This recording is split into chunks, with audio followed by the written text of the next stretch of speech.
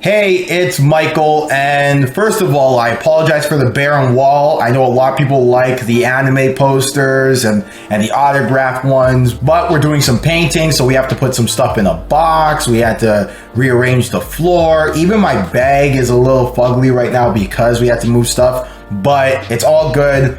The quality of the video is probably still going to be the same. Now, we're going to do another favorite of mine, and that's MMA hot takes and reacting to them, because I feel like it. Which means we're gonna take a look at this time a couple different sites. One is SureDog, and these takes were made generally around 2018. And another one is going to be another new site with newer takes that I can find. And with that, let's go. Okay, so here's one. Most of the legends, especially lightweight legends in their prime, would get destroyed by today's best fighters in those same divisions, because MMA has evolved a ton. He's not wrong, or she's not wrong. They're not wrong, but the thing about that is you can say the same thing for basketball, football, hockey, soccer, basically any sport. Because here's the thing about what happens with other sports. The athletes evolve, nutrition evolves, everything evolves. So I wouldn't say that they're wrong, but what I would say is that they're thinking in the now and not thinking about how things evolve over time. Even science, think about it like this. There was a time thousands of years ago, well, it was more like hundreds of years ago, that we all thought the world was flat. You know? So that's just the way life goes, right? That doesn't mean the people back then were stupid. It just means that we've come so far that we've gotten better. So to think that in MMA that doesn't happen, come on, give your head a shake. What I will say is that MMA has evolved at such a rapid rate that you could make an argument that you don't know if those guys wouldn't evolve with it. Here's another one. The UFC is dying. I mean, I don't know if I can give this person a leeway because it was in 2018, but I did remember a time in 2012 where I was really concerned for MMA just because a lot of events were seemingly being kind of canceled, not canceled, but the main events were being rearranged a lot, at least anecdotally from my memory. I remember like 2010 to 2012, a lot of fighters were pulling out left and right due to injuries or contract disputes and stuff of that nature. Because if you remember, around that time, the UFC really ramped up their schedule. Before, it used to be like, if you were lucky, you'd get one event a month. And then all of a sudden, the fight nights came, and then the contract with Fox. And now you're starting to see an event with the UFC every Saturday, which I'm not complaining from an entertainment perspective. I'm not complaining, but there was a period of time where I was concerned for kind of the talent pool and, you know, how much guys were pulling out for the main events and just the amount of fighters they were laying in, because back then it wasn't like the quality of the fighter is what it is now, where because of the fame, the quality of MMA has never been better. It was like they were literally kind of scraping the bottom of the barrel in some respects. So if this post was made about 6 or 8 years earlier, I would have probably said, you know what, I could see his point. With that being said, you're dumb. In 2018, they were probably at the height of their powers. Okay, this one is probably the dumbest one I've heard in my life. Honestly, I'm just... All right, I'm gonna read it. There should only be 4 weight classes and no women's MMA. What? Okay, what weight classes? 190 plus, 170 to 190, 150 to 170, and under 150. I don't even need to go into how stupid I think this is. I think, first of all, women's MMA has been an unmitigated success since the UFC has actually latched onto it. Ronda Rousey, ladies and gentlemen, 115 is a premier division in the UFC. Joanna and Wei Li had the match of the year, probably, in my opinion.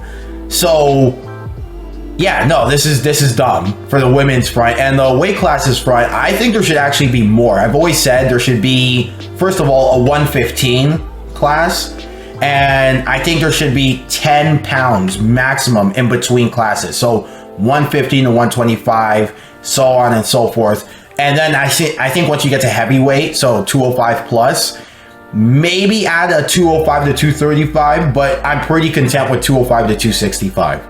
Okay, so a couple more on this website before we move on to the other one. I think Conor failed a drug test for something leading up to UFC 200, and that's why they postponed the Nate fight. Not because of media obligations. It also explains why he retired and then quickly unretired to get in and out of the drug testing pool, and the UFC swept the whole thing under the rug. Now, you know what? You'd think I would have a more WTF reaction. You know, you think I would be more kind of head in my hands, looking at it like this, you know, like, or like, but I don't. And the reason why is, don't get me wrong, it's crazy. It is crazy.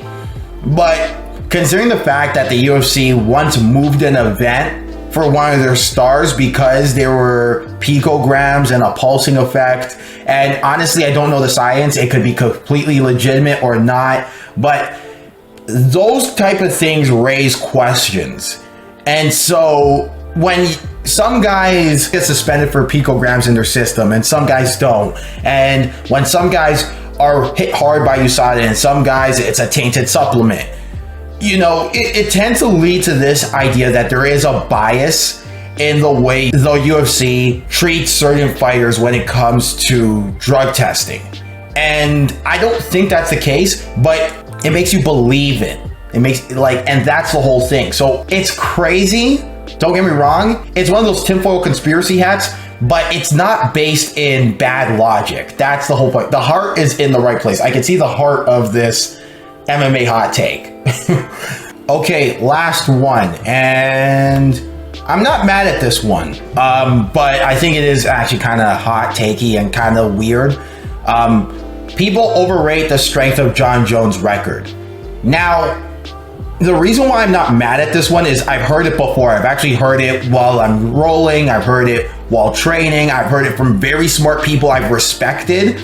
But the reason why I hate it, I think it's stupid to suggest this, is Jon Jones was about 1 year removed from the time they called the light heavyweight division the premier division in UFC. That's why when Anderson Silva was kind of taking out guys like Forrest Griffin, a lot of people were kind of dubbing him the greatest of all time, because when you look towards the division and you saw Rampage and Shogun and Vanderlei Silva and Chuck Liddell and Leo Machida, and you saw all these impressive guys, everyone was like, wow, there's like 10 stars on here. And I even mentioned Rashad Evans, who was Jon Jones's teammate. It was brimming with star talent, right? So then to now say, oh, the division wasn't that good, I think it's blasphemy. I do think it's blasphemy, because it was full of stars. And the only reason why you're saying that is because Jon Jones was so dominant, so head and shoulders above his peers, that we say, oh, it was a weak division. It was overrated. No, Jon Jones just nuked the division, right? And don't get twisted. If not for USADA and the steroid scandals, I think a lot of people would have Jon Jones unquestionably their greatest of all time. All right, so now on to Twitter, and there's a couple here that I've been kind of led to. The first is by Conor McGregor, actually. And he says, well, it's in response to something. And the person basically says that Conor lost the fight fair and square, but he wasn't being dominated like a lot of people claim, right? And then Conor McGregor says, you know, on the moolah, round one was mine. Outstruck him 3-1, elbows, knees, clatters, held on. Round two, his. Landed multiple knees, one from standing after the overhand, one from the bottom into the socket of the eye at the Kimura attempt, which is illegal, by the way. It's illegal, so it shouldn't count. Not a scratch at the end of the round. Also, I won rounds 3 and 4 until the trip. And look, this is a man who is clearly still upset about his loss. This is a man who's not thinking clearly about this specific fight. And I get it. I get it. You know, as a person who's had their fair share of defeats in life, like everyone else has, you're going to have one or two that you feel bitter about. And that's fine. It's okay to be bitter. But I think at the end of the day, we all know, everyone else around us knows that Khabib won round 1. He won round 2. 3 was clearly, I wouldn't say clearly Conor's, but it was definitely Conor's. And if you made it Conor's, that's cool. The only reason why I'm not like, oh, it's clearly Conor's, was because I don't know if Herb Dean should have took a point away for some of the fouls, i.e. the grabbing of the glove, the fence grabbing, things of that nature. I don't know if he should have took a point away for that. And if he did take a point away from that, then it's a draw, right? But then we're going in technicalities, right? I think it was 10-9 Conor if there's no fouls imposed. And then round 4, obviously the fight's over and Khabib lands that neck crank.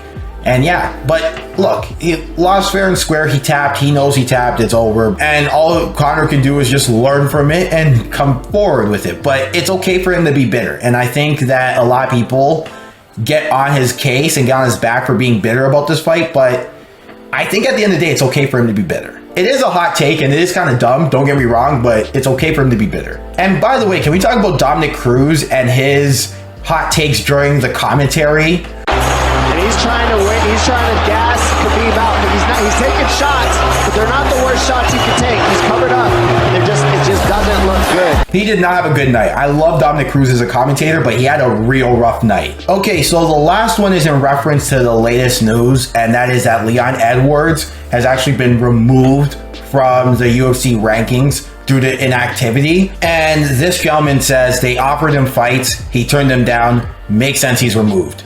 And okay, here's why I think this is kind of, the hypocrisy is ridiculous. Here's why. Brian Ortega didn't fight for a solid 2 years due to injury, what have you. He was on at number 2, I believe. You had Conor McGregor, obviously, is the big example. Nate Diaz was on the lightweight and welterweight rankings for a while. So for me, I think it only seems like they do it when somebody's not playing ball with them contractually. And that's where you also get the he didn't want to fight excuse, which is, I mean, come on. Let's be honest, that's ridiculous.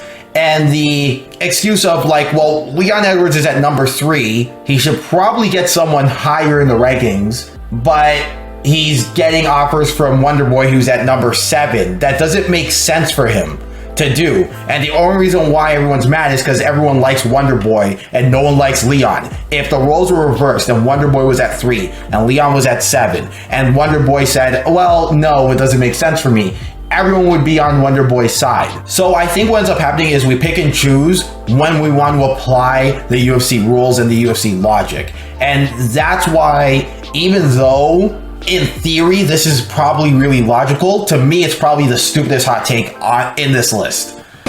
What? Nah, you know what, that's a lie. No, it's not. But you know, it's a pretty bad take. Anyway, that's the video, guys. Thank you for liking, thank you for subscribing, thank you for supporting the channel, and until next time, I'm Michael, and please stay safe.